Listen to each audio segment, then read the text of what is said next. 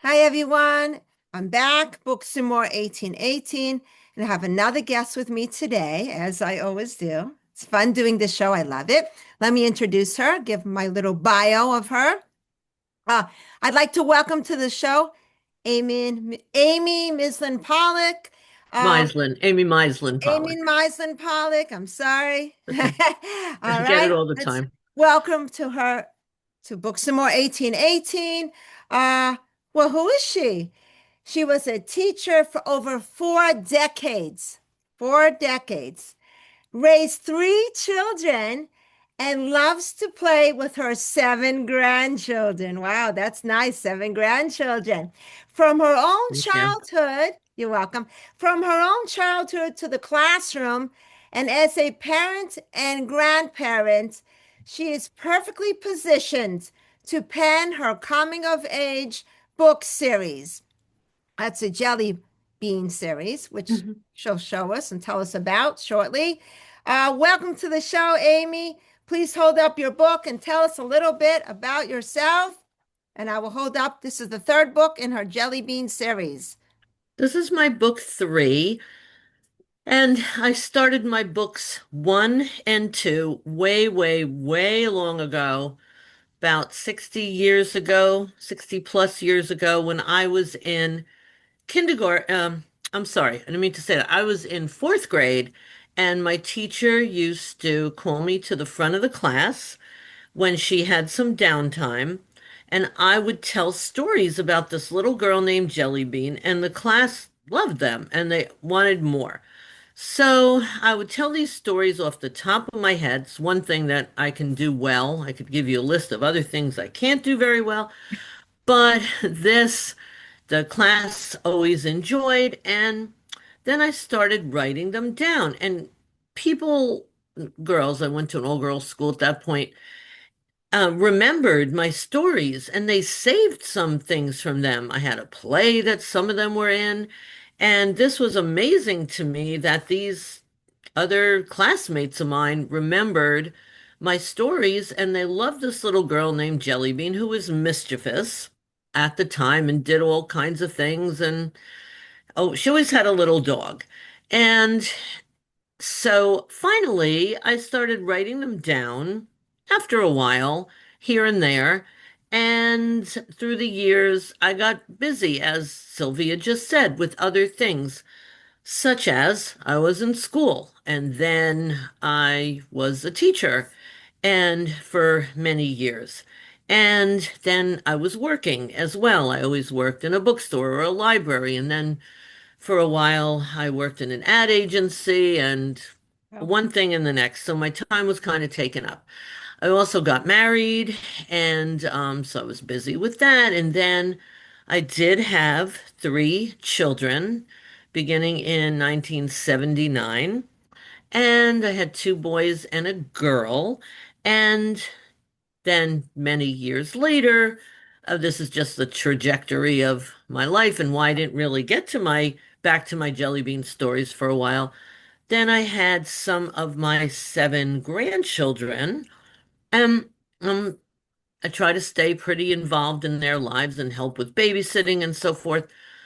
But along came COVID, and I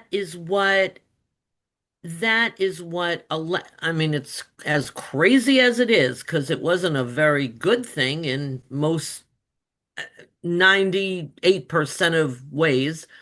But since we were stuck home, it did force me to have this time for either writing my stories down, as people had suggested, or clean out my closets, and writing my stories was certainly a little more fun. So, excuse me. So now I go into a lot of classrooms and I say to them, since I'm 72 years old now, I say, I know, does anyone here know what procrastinating is? Many of them do. Most do. Oh, my mother says I do that. And I said, well, I'm not suggesting it. I don't think it was a very good plan. And I did all kinds of other things, of course, And I wrote some other things, and I was certainly busy with work and my children and going to events for my husband's work. And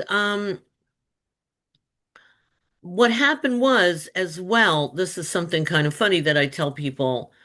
My mother-in-law encouraged me to finish my children's stories. And I thought, wow, here is someone, may she rest in peace, who was extremely helpful to me, but she was also very critical. If she felt a certain way, you would know it, you would hear about it.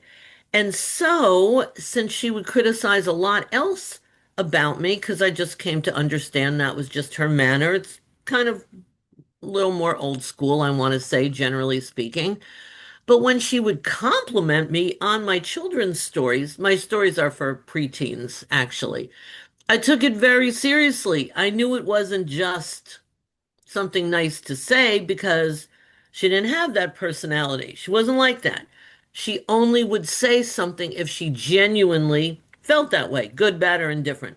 So in this case, she thought I should go on with my children's stories, that they would make good stories. And if I would read them when I was teaching the younger grades to my classes, they all loved them. They were rapt. And also, I would sometimes read them to my oldest granddaughter, because at that time during COVID, she was like 11, thereabouts, and she would help me. And my daughter would help. She was the youngest of three, would help me sometimes if I was sort of stuck. Like, I wonder what here I should have happen. And she would sometimes have some pretty good ideas. I did the writing, but they were pretty good with giving me ideas. Then, as a funny coincidence, my cousin's daughter, Ariel, who had worked, was seated next to me by chance at a very fun party that she and her sisters had made for her, a surprise party for her mom. And she had happened to work at ICM, the big creative management agency. She told me how I ought to go about trying to get my book published. At the time, it was just one book. And I knew nothing about this. So this was extremely helpful to me. She said, you need to, and I helped a lot of people since. Whoever asks me, I'm happy to pay it forward and Oh, teach what I had no idea about myself, but which I learned. So this cousin of mine's daughter told me you need a one pager to send around. And I was like, oh, because I have one, but it's a little longer. She said, no, Amy, one page. That's all you are meant to do, to have this read. Because someone doesn't want to read more. You have to write down the amount that someone could speak to you about in an elevator. It's an elevator pitch. That's the name right. of An it. elevator pitch, right. Okay. And then she told me to get the book, which I have and I've recommended to a lot of people, called Writer's Market. And this tells you, you get the most up-to-date version, obviously, Right. where you ought to send around your books if you think they're hopefully worthwhile for someone to want to publish. Hmm. And I did that. I sent it to places that only places that took new authors. It's a waste of time to send your books to some place that you have to be established, because I certainly wasn't at the time. Right, right. So I sent it to a number of those places. And they also, if they had a specialty, it really had to be to my age bracket, 8 to 12, or let's say 7 to 12, Okay. depending on the Preteen, reader. preteen, right. Hmm. Yes, Yes. because I have in my books no cursing, nothing sexual. Now, people ask me what happens when she gets older, because I do plan to continue my series. And I said, let me mull that one over. Not sure. And then since my writing has been compared to Judy Blume's, now she had missed my generation in in her books, so I wasn't I was somewhat familiar with them, but I read some of them over again. And though some of her ones for older people, older girls and boys, let's say, did have a little more, what do I want to say, racier language and subject matter, let's say. But I don't in my preteen books so far. I like that. I prefer that. I appreciate that. Because you know what? You don't need that. If you have a really good series, a really good Yeah, book, why do you have to put that in? That distracts from the story and it's not necessary. So I really yeah. appreciate that. And the Hmm. books stand by themselves. They're fantastic for any preteen and the way they should be. So thank you for that. I appreciate that. Okay, of And course. the next book should be the same, in my opinion. Um, Yeah. okay, that's what I'm shooting for. Yes. And then finally, someone accepted my books. And I guess I had about, I don't know, I want to say 20, 25 rejections, which is not unusual. People aren't always looking for your particular book, you as in somebody, such as myself. Right. And interestingly, when I did work in advertising, and this is sort of a funny story, talk about where you get your encouragement from. My book, since I was trying to remember my title, production assistant, I, I forget. Then I became office manager, one thing and the next. It was a firm in the city, which since has folded a while back Mhm. after they lost their good client, but that's besides the point. And my boss said to me at the time, this is way before internet that was just beginning. Let's say this was like 1978 or so, Mm. and this was before cell phones and so forth. So he said to me, "Here, I need you to take up these ads." Which was a couple of blocks up the street, it was in New York City. And he said to me, I need you to take these. It was part of an ad campaign for New York Magazine. I Oh, remember this pretty yeah, vividly. yeah, sure. And he said, I need you to take this up to Neil Simon's agent to have it approved. Oh, And yeah, wow. and certainly knew Neil Simon, that is for sure. He was, Yeah. the one playwright making a living from his plays, and I so Mm. admired him. But I was just about to say, as any young person, I guess I was 24, 25, this is not meant to be my job. But then I said to myself, Amy, don't be stupid. Like, go, because I had piles of work on my desk that had needed to get done, mostly by the end of the day. But did happen to be a nice day out, and I thought, what could be bad? So when I got there, and the guy, his name was Al Da Silva, was expecting me, and I ended up spending the rest of the day there. I guess his clients were pretty on their own. I guess they didn't need a lot of help from him, but he did call Neil Right. Simon, and I said, "Can I speak to him?" Like I'm always telling my kids and my students, be bold. Yeah. And I figured the worst he could say is no. He said, "Okay, sure." And I can't say Neil Simon was too friendly, but poor guy, he's in the middle of writing his plays and having them produced and so forth. Mhm. But I said, I wonder if you would take a look at what I've written. I had written something or other. So, a play, actually. Oh. And yeah, he said no, nicely, Oh. sort of. But anyway, when I hung up, then Al De Silva, who we became kind of friends for quite a while, he said, "Why didn't you ask me? I'm always looking for new material." And I said, "Yeah, sure. You're kidding." And Ah. yeah, and he said, "No, I'm genuinely interested." And I said, "Okay." So I brought over a different day some other things I had written because I was taking a playwriting course at night. And he said, "Your Ah. dialogue crackles. You're a good writer, but I always remember him saying this because things are so different now, obviously. He Hmm. said, but you haven't had enough experiences yet." Ah. Ah. So I said, wow, that's really kind of interesting.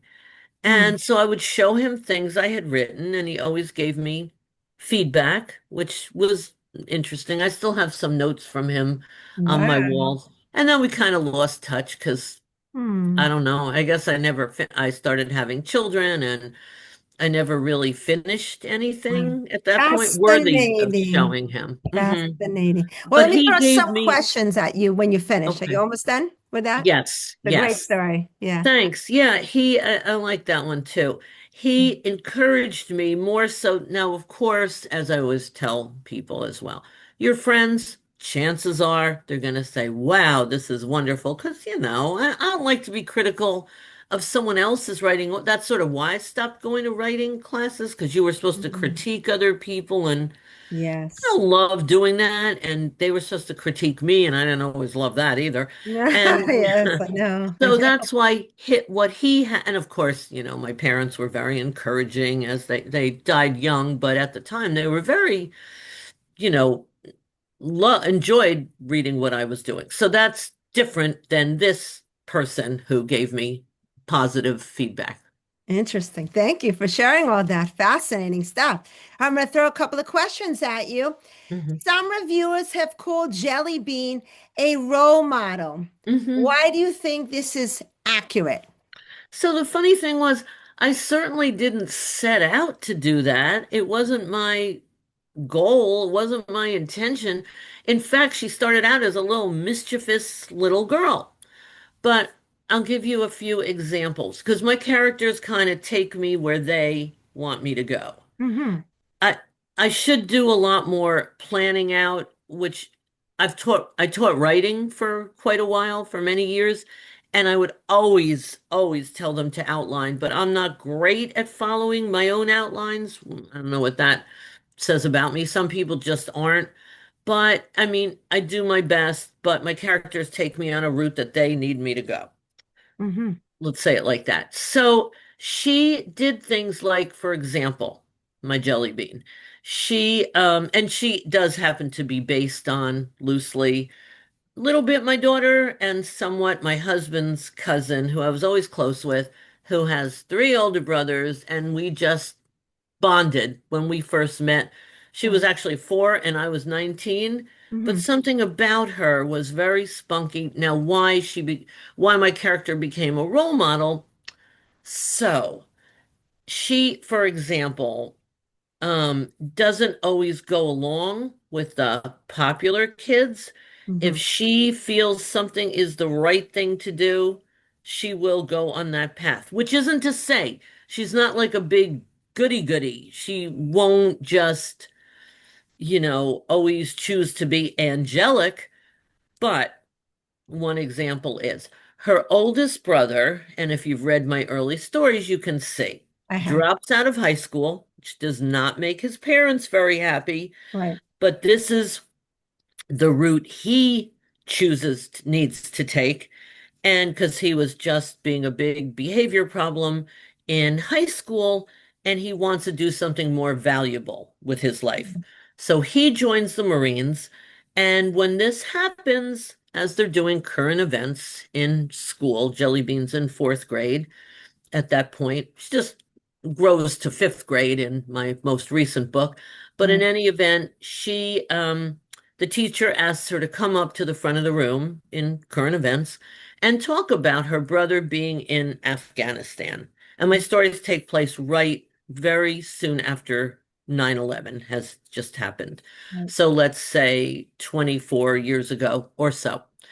And as she's talking about the danger he's in and that there's fighting where he is and he's chosen this route.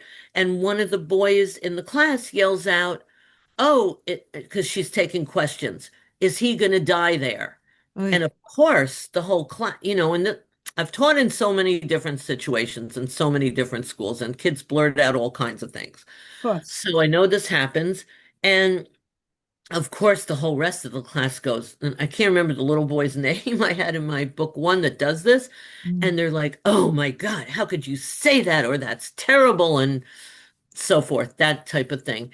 And Jelly Bean at the front of the class tells everybody, oh, and I think his name may have been, he's just saying what everybody's thinking. So don't be like that towards him. That's a natural question that people are going to have.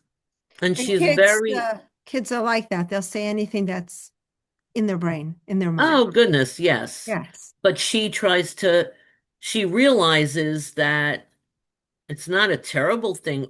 It's not the greatest comment someone would want to hear or question, but she sticks up for him. Very nice. Very Mhm. nice. What does Brittany feel out of why does Brittany feel out of place in Springdale, and why can't Jelly Bean understand her desire to move elsewhere? So it so happens that Brittany, and I could go on and on and on about her because I might even make a separate book from her, but I digress. Yeah. So she's a wonderful friend. She's loyal. She's funny to be with. She's a lot of fun. She got up there on the stage when Jellybean was going to have to be alone with this stupid part that she doesn't like in the class play. Because sometimes, and I know this again from teaching, sometimes that happens. If you want to give every kid a part, some of them are not going to be so terrific. So Yes. she sees Brittany up there with her. That's one thing she did. She's just fun to be with. She knows how to squelch someone who's saying something mean, let's say. So Jellybean has kind of learned a lot from her. Mm, But as happens in a lot of households, as okay, Brittany happens to be biracial. She doesn't look particularly dark-skinned, mhm, but she has one parent who's black and one who's white. mm, So Brittany doesn't always feel, so sometimes she feels out of place in this school where she feels like she's the only one in that category. mm. Now, to Jellybean, like with some kids, she doesn't see black and white. And she even says things to her like, "You're not really that black." But Brittany says, "It's really hard for me." And she says, Jelly Bean says, this is part of the dialogue. "Why? All the kids like you." And she says, "No one can come over my house." Now, this sometimes happens, and Jelly Bean confronts her parents, and my PR guy, who I like a lot, has said to me she's a lot of a role. She learns to think for herself, Right. which is because someone once asked me in an interview, what's a lesson or the theme of the book? And I suppose it is learning to think for yourself through trial and error. You can see now, what the parents were disturbed by was that, so you could just understand both sides, this poor little girl is left alone a lot because the mom is a single parent. She has to work a lot of hours. The big sister is out of the house many hours because she has to work a lot. And Jellybean loves this little girl, but she says to the mom at one point, I couldn't figure out like what was the crux of this book one. And I don't want to give away too much, but she says, you just don't like her because she's poor. Why Mm, Jellybean isn't allowed to go over. Now, this would happen in many, many, many, many households. A parent may not like another child because so many reasons. They'd prefer the child to be friends with someone else, let's say, for a variety of reasons, a different religion, a different race, whatever the case may be, or just someone who has their parents or a parent or a caretaker there more of the time. Now, sadly, this is the case, and Brittany goes, I'm used to it because no one can come over her house, which mm, is, and this is what I think a lot of people like about my books. You can see many sides, which are for most issues in life. They just are. It's just how it is. mm, Now, is she happy with her parents? No, she doesn't like this at all. And mm. you'll see what she ends up doing because she Yeah. loves this little girl. She can't Yeah. help her situation. Your books cover many topics, and that's what I They like do. about them. It's really good, especially for the young teens today. It's important, in my Thanks. opinion. What factors should Brittany's mom consider when deciding where her family should move? Um, well, eh, Brittany, I don't know how much I should give away, has tried to go live with her father in Brooklyn. Brittany wanted to try it. And a lot of people, it's so funny when I started reading one of the Judy Blume books, they were letting, and this happens in households here and there, they were letting her decide the little girl in that book, what religion she wanted to be. Yeah, I remember that. And in this, um, Jelly Bean had to uh come to the decisions and oh, what Brittany's mom. So that didn't work out with the dad in Brooklyn. Mm, He's not a good dad, no, as it turns out. yeah. So where should they move? And it turns out the mother has some relatives in Texas, and that's where she decides she and her two daughters have to move. Now, it doesn't make Jelly Bean happy, but she ends up needing to move. Mm. I feel It bad for happens. Jelly Bean. She loses a lot of people, unfortunately, and Yeah, I so feel upset. bad. Another topic covered in the book. So many topics, ladies and Uh-huh. gentlemen. That's it. Um, how are Zoe and Kylie different from the kind of friends Jelly Bean had with Brittany?